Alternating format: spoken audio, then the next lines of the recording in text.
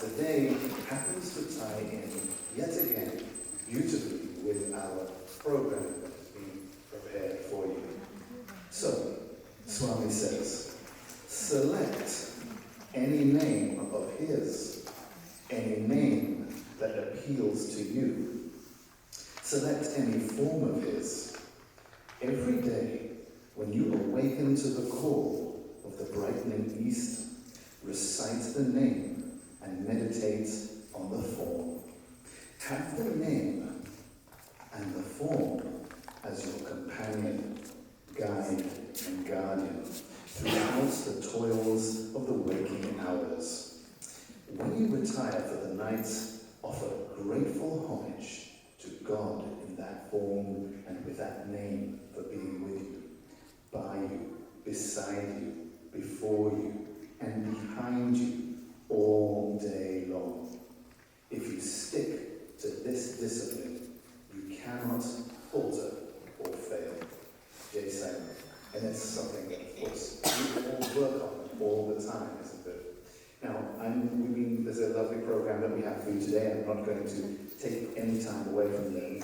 Our young adults have prepared a little program, a discussion on how to avoid the consequences of our actions, how to avoid the consequences, negative karma that comes our way from time to time. All of us in our lives, our ups and downs, are all pre-written by our karma that comes with us. So how do we avoid it? Let us please give a very warm welcome to our young adults.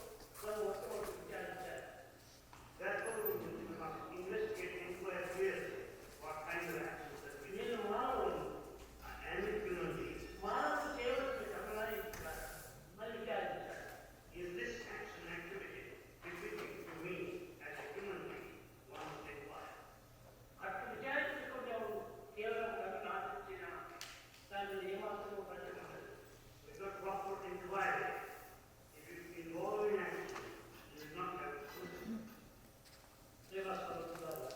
Avoidance of love. In fact, the action karma is really God.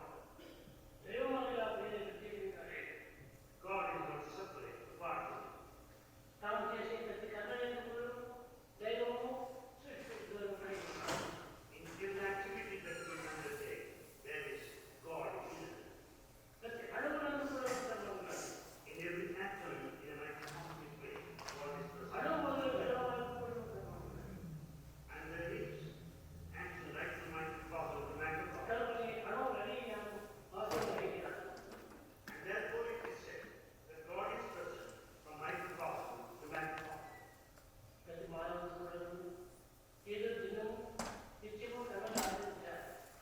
Every man must undertake action.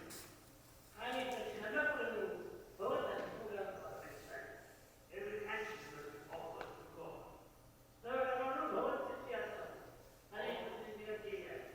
All actions must be offered to God first to please Him.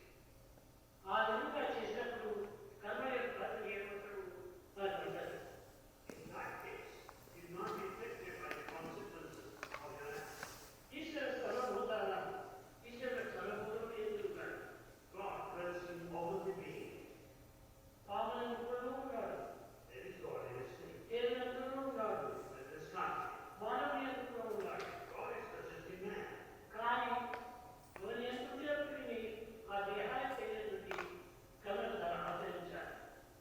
However, he acts according to the measure the body taken upon himself. One should not spoil one's own mind with unnecessary thought.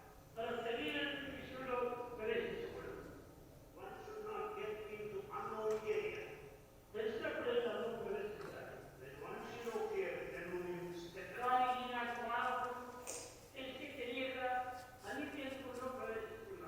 The man with half knowledge is getting into every field of activity.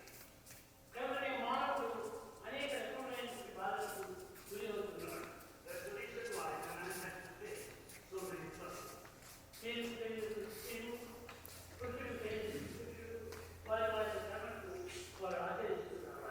Therefore, when men and women should involve in actions when you are known to them. Salam everyone. So to summarize Swami's message, Swami discusses the concept of karma as a force governing the birth, existence, and death of humans.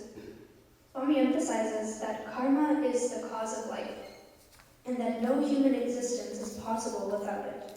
Swami also extends the definition of karma to include not only physical actions, but also spiritual practices such as yajna. Swami suggests that the welfare of the world depends on such practices. Swami emphasizes the importance of performing actions with awareness and inquiry, considering whether they align with human values. He states that the consequences of actions are inevitable, and individuals should strive for God realization by dedicating their actions to God. The idea is presented that God is present in every action, and by performing actions to please God, one can transcend the consequences of those actions.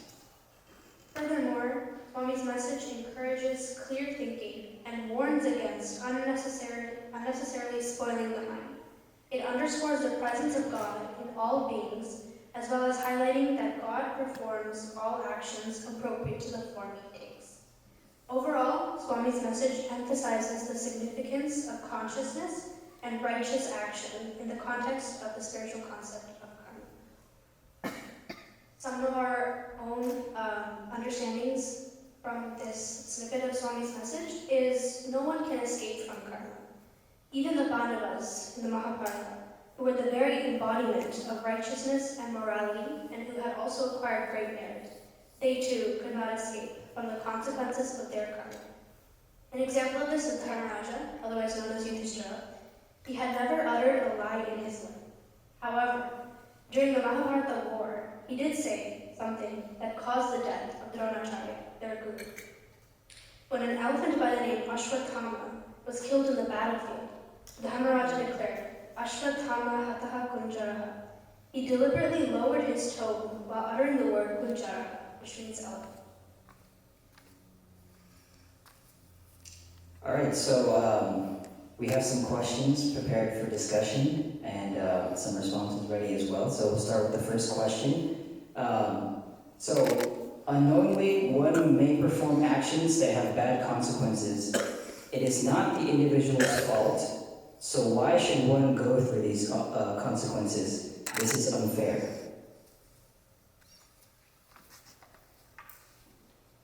When we were discussing this question, we were all kind of perplexed as to why we have to suffer consequences, even if we're doing our best to not do any negative karma in this life.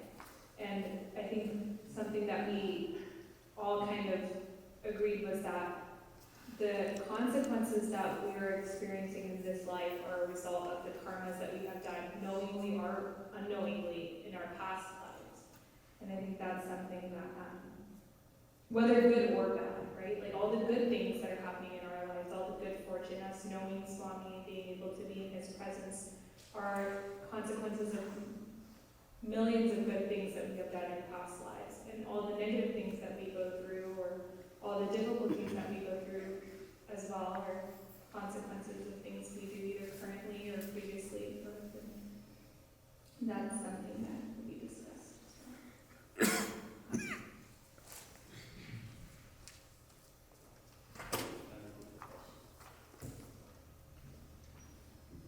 Oh yeah. Unknowingly one may perform actions that have bad consequences. It is not the individual's fault. And why should one go through these consequences? This is unfair.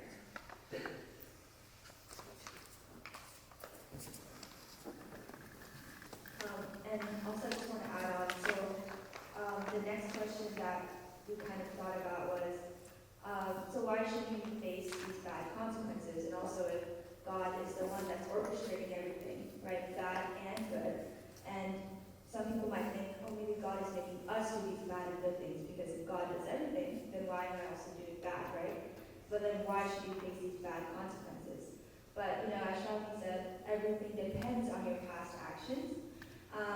But also one way we can think about these quote-unquote bad consequences is that a lot of times we think it's bad, but it may be just like burning off the karma from previous lives, or maybe it's like you need these bad consequences for you to advance in your life.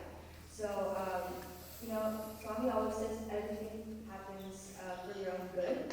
I think that's like something that I've been trying to live by, and it's helped so much.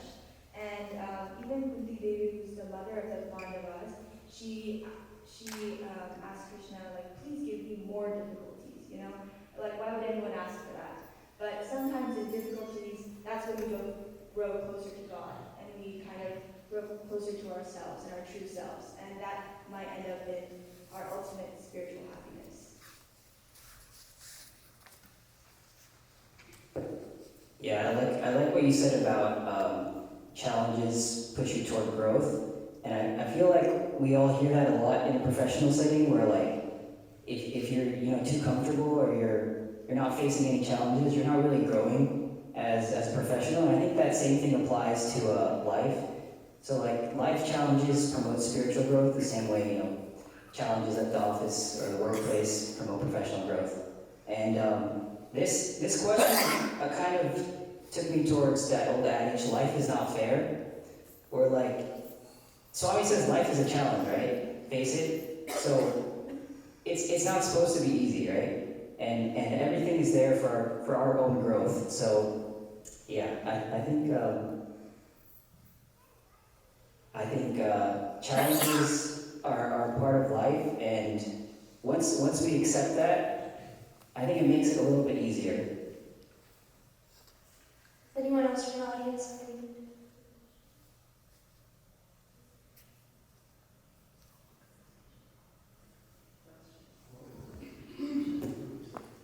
From past karmas, we can't change anything, but for this lifetime going forward, we can just say, God has given also us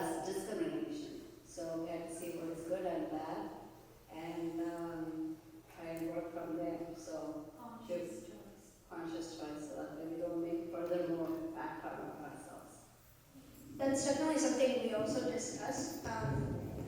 In relation to the previous question as well, if we are going through something negative in this birth, and if we have no explanation for it, a lot of us were saying that it could be a vasana from a previous birth or some habit or desire that carried over.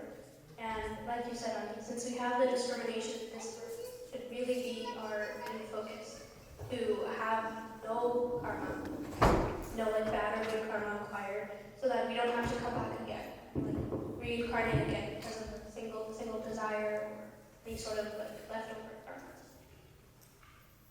Anyone else? But just to really add on to Brother Vivek's point of sometimes there are challenges that arise in life, because life is, as they say, a roller coaster. And much like roller coasters, they can be fun, but if you have a helmet, it's even better. But that aside, it reminded me of a small chinakatha that I had heard a little while ago. It seems one day there was a frail and old man, and he was just sitting in his house, alone, on the top of a hill. And he was frail and old, hence he was not able to walk too much and do too much, and he felt like life was pretty much over. Until one day, because there was one activity that he usually did, which was in the morning he would go and water his garden. But then one day there was a boulder in the front of his door, and there was no way that he could get out unless he pushed the boulder. So then he heard a heavenly voice in its ethereal sense, and said, "Oh man, push the boulder, and you shall be free." And the man thought, great, that's the only way I can water my plants. So he went about pushing that boulder, and he pushed, and he shoved, which is a variation of pushing. And he continued to do so for days and months on end. He was getting rather tired, but he kept on doing it, because that's what the voice told him. Until one day, the voice of the devil happened to come across his ears, and he said, "Oh man, why are you doing this? The boulder's not moving anywhere, it's just kind of sitting there. And you're just still in your house, you're not really doing anything. So why are you doing this? There's no point in you continuing to do this. You might as well just sit and chill and do whatever else you can inside your house." The man thought, and he said, "That's right. Why am I pushing this boulder unnecessarily? It's so strenuous, and it hurts at times. But I'm still doing it." So then he prayed to God, and he said, "God, I think I'm going to give up pushing this boulder. It's so challenging, and there's no improvement." And then God looked at him, or I guess God manifested, and then he looked at this man, and he said, "Perhaps the boulder has not moved, but look at yourself. Look not at the boulder, but look at yourself." And the man thus did look at himself, and he realized that instead of being frail and old, well, I guess he was still kind of old, but he was no longer frail. He was no longer frail. He had strong, muscular arms and very appreciative legs and other muscles that were very much strengthened, because he took the effort day in and day out, minute in and minute out, to push that boulder. So sometimes when God presents challenges, it's not oftentimes the case that you need to be looking outward and seeing what it is that you can find the end result to be. Sometimes you have to look internally and realize that the benefit is often internal, as opposed to external.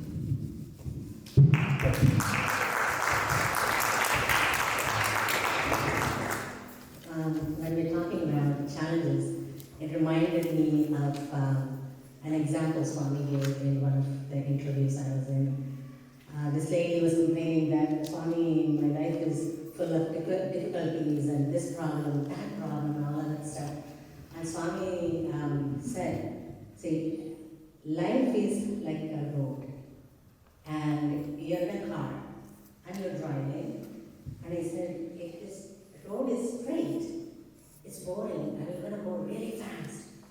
And then, boom, you might get into an accident. But will it be fun if the road is curved? It has curves and ups and downs and all of these things. It's so much more fun to drive through those type of roads." So those difficulties are ups and downs. And as Swami says, a pleasure is an interval between two pains. So two pains, we have more pains than pleasure, right? So, but like the readings or when you get shared, when you offer everything to Swami, then it becomes easier. Having his name and form in front of you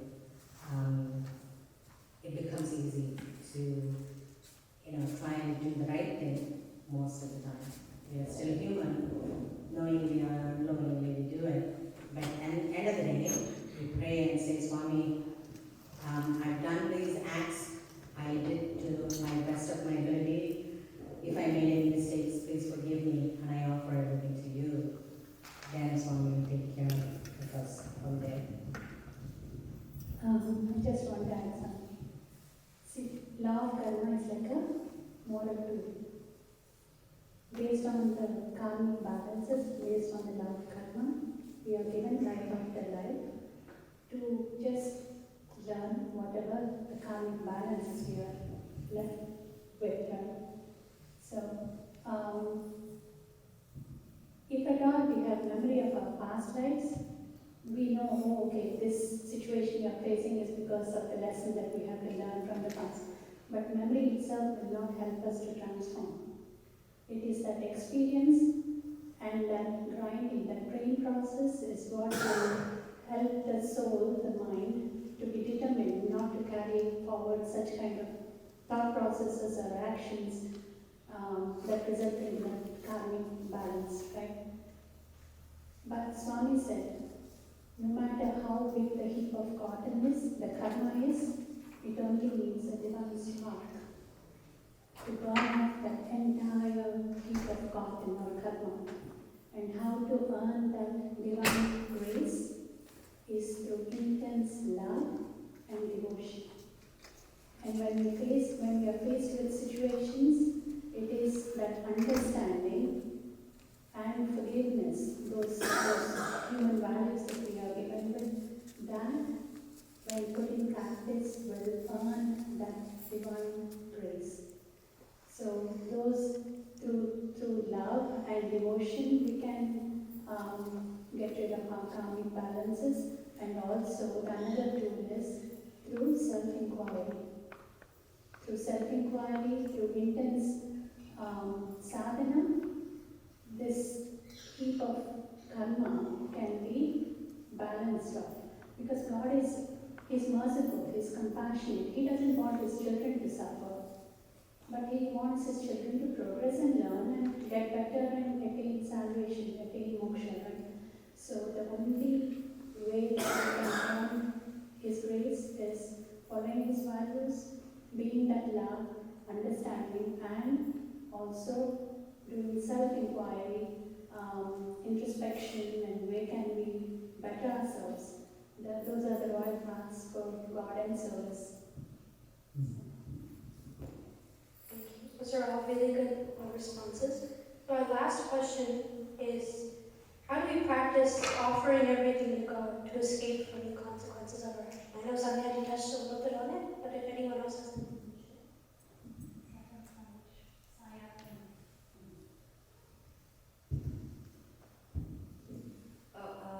While Swami was mentioning about like karma in the discourse, I remember Swami saying like even eating food is a karma. I know it's very tempting when we see the prasad later today that we're just gonna scarf it down, but we say Lamarkanam for a reason, and also while eating the food, offering the action of eating the food, I think just having a conscious kind of reminder in your mind that like Swami's with you when you're doing everything and just offering everything to him.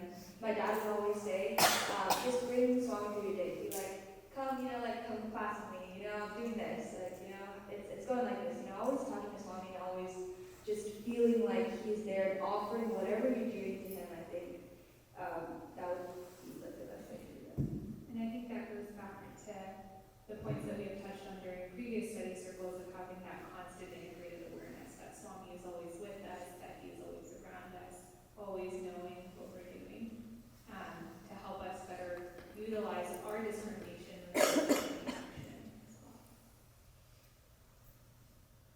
I think also something to note is something that we discuss is the principle of, in Sanskrit, it's karmanye vadikaraste ma phaleshu kadachana, which translates to you have the right only to work, but not to bear the fruits of your actions there. So I think, one thing that we discussed on how to offer everything to Swami is not be attached to the result. Just because we think we're doing something good, we cannot have that expectation like, oh, my bad karma is going to get erased, I'm only going to get good karma. That sense of detachment, I think, is what is really valued and appreciated by God. And another thing that we discussed is using our conscience as a guide. All of us know that Swami's teachings are easy to follow, and all of us have a conscience instilled within us that acts as our guide. And Swami's teachings are simple, like I said before, so it's easy for us to discriminate, to use our discrimination to see what would please him versus what wouldn't. So for example, an act of selflessness is something that's like a godly trait, characteristic. So acts of selflessness are God-pleasing, whereas on the opposite end, acts of selfishness are more human tendencies or even like demonic tendencies.